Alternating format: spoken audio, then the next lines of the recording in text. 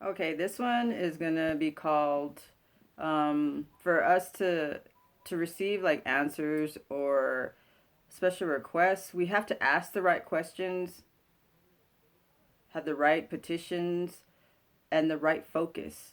Or they're basically kind of feels like we're getting ignored, but it is to our benefit. Many times you're not answered or given what you asked for because it is not what you need to focus on, or the effect outcome would not be beneficial. So it is in your best interest to know or proceed further on your own that you're missing some type of information that you need to learn. It is not, or it's not at the right time. And just like I said before, the universal law is like with our guides and our that whatever that's assisting us, they can't tell you new information. So you do have to search for everything that you possibly can, even stuff that you don't believe in or on the side of, because they still have important information and you might be wrong. So the right question is very important. Plus, you need to learn what is beneficial and what is healthy focus. What is worth your focus, including what battles are worth fighting. Does it do more harm than good? Would it be a waste of time, energy? Would the info really change things? Is it just to be right or to cause harm, or does it involve ego? Because many have been taught not to ask the important questions, focus on things that are not truly important, and even if the answer was known, would it really change things other than cause conflict, more confusion, and harm? Like before, when I started diving down into the rabbit hole, 9/11 and all kinds of stuff, um, I had truly a negative view on religion, especially Christianity, and wanted to know. I asked my guides, I wanted to know if Jesus was real because I wanted to like save everybody and tell them the truth. They told me it doesn't really matter. Even if I knew he wasn't, what would I do but waste time arguing, upsetting people, making enemies?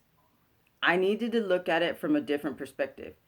If I was coming from the heart, wanted to help, uplift, give knowledge that improved lives, not cause more chaos, not to come from a place and not to come from a place of ego. See what is already there. How can I work with it and make it even better? Religion is not truth, but there is truth and good in religion. It can build communities, bring people together, and when focused on its positives and loving parts, it produces togetherness, strength, hope, miracles. And then remember the fact our minds have power by just believing. Like we can as a group take a simple object, a figure, or even an idea and make it into something powerful and beautiful. Just like a cross, it's just two sticks crossing each other. But with Christianity, we turned it to, and even not even just Christianity, a lot of metaphysical ideology and astrology, it turns into something that's very powerful. So, like, just like there's negative aspects or groups that will take something that's positive and actually put negative, like, flip it upside down and put negative things into it and actually literally turn it into something powerful but in a negative way. We need to do that and take things that are negative and turn it into something positive. Like there's this thing I like to do. I take negative words, which are bad words, and I love turning them to words of endearment because then you take the negative power away from it. So that's what I like to do all the time. So for the good of all, to promote life and balance, yes, Jesus is real. He's powerful, loving, a gift in every, and he is in every one of us. So is Buddha, Krishna, and every other positive figure that's been throughout history and ideology. Because we have been taught to look at the other as wrong, evil, lesser, our enemy at all costs. Just the existence of the other that is different from us, when in actuality, we are so similar. They just want us to think we're not, and be and treat them as a threat. We have been taught to see many things in life this way, including aspects of ourselves, like how we are told our ego is, which is actually part of ourselves, not our enemy. We need to conquer and destroy. It's all backwards. And that's why we're always struggling to conquer our ego, because basically the way they teach us, it's impossible. And so you always feel like you're failing. And it's a vicious cycle. It doesn't keep it's all of this, the way they teach us to view things, this programming, it's designed to keep us lost, separated, wasting time, energy, and focus on stuff that gets us nowhere, but more negative, and not on things that matter, things that bring positivity and change. We get so caught up to claim these things as absolutes, a part of ourselves, that if anyone doesn't agree, we get triggered, defensive, and literally go to war for it.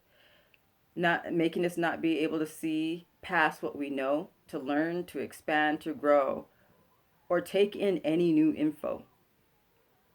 Such as, here's another one. I asked if is the world round, flat, or oval? And they're like, if you really, really knew that right now, what would it change in your life? Seriously, what would it change? Other than you would try to convince everybody that you were right and make more enemies, wasting time. They're like, don't do that.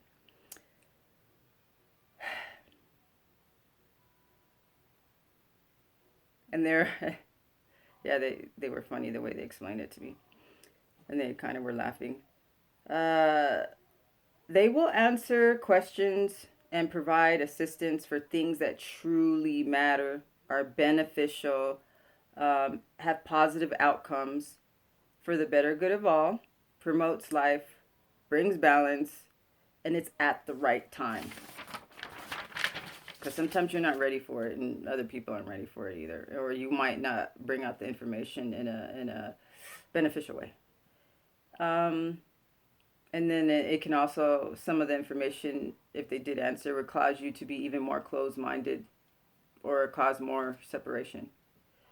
And so now that leads to what I've been noticing currently going on in current events. All I can say is they are employing divide and conquer. Keep them separated, focus on things that don't benefit, cause more confusion, chaos, so they don't come together and see what is important to understand what is wrong and what is actually going on. Always, always, always, always. Two wrongs do not make a right. It promotes more wrong and victim mentality, which is not strength or balance at all. I don't care what excuse. And actually, if you look at it, really look at it, this is a tactic narcissists employ. The ideology to justify bad behavior. Yes, I did it. It was wrong, but they did it to me first. I wouldn't have hurt you if you didn't make me feel mad, make me feel bad, insecure, like you didn't care. I only cheated because you were neglecting me, made me feel unimportant.